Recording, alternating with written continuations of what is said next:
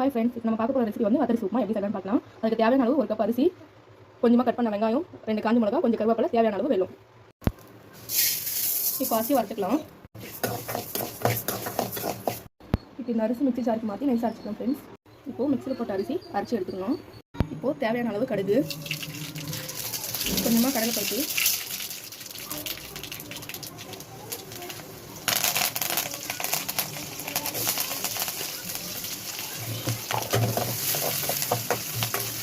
இது கூடவே நம்ம நறுக்கி வச்ச வெல்லம் போட்டுக்கலாம்.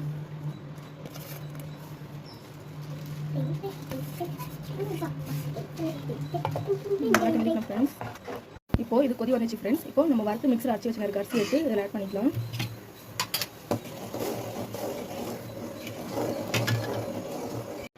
ஒரு 5 மினிட்ஸ் ஆகட்டும் ஃப்ரெண்ட்ஸ். இந்த உப்புமா உங்கள் பசங்களுக்கு மதியத்துக்கு லஞ்சு கொடுத்துருப்போம் ஃப்ரெண்ட்ஸ். ரொம்ப ஹெல்த்தியானது இந்த வத்தரி உப்புமா.